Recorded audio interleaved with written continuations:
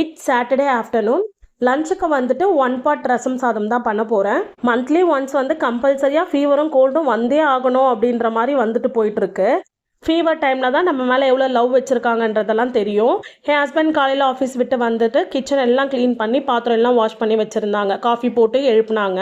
ஃப்ரெஷ்ஷாக ரசப்பொடியை அரைச்சிருந்தேன் நான். 2 table spoon தோரம் பருப்பு, 1 டேபிள் ஸ்பூன் மிளகு, சீரகம், சோம்பு, மல்லி, 1 டீஸ்பூன் வெந்தயம், 6 காஞ்ச மிளகாய், 2 கொத்து கருவேப்பிலை நல்லா ட்ரை ரோஸ்ட் பண்ணிவிட்டு எடுத்து பவுடர் பண்ணி வச்சுக்கணும்.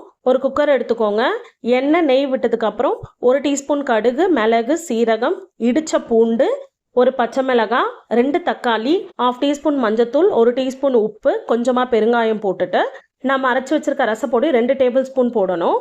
1/2 லெமன் சைஸ் புளியை எடுத்து கரைச்சி ஊற்றிருந்தேன். ஒரு கொதி வந்ததுக்கப்புறம் நம்ம ஊற வச்ச அரிசி பருப்பு, 1 ஆழாக்கு அரிசி, 1/4 கப் தோரம் பருப்பு 30 மினிட்ஸ் ஊறி இருக்கணும். 5 ஆழாக்கு தண்ணி ஊற்றி 4 விசில் விட்டு எடுத்து லாஸ்ட்டாக 1 டீஸ்பூன்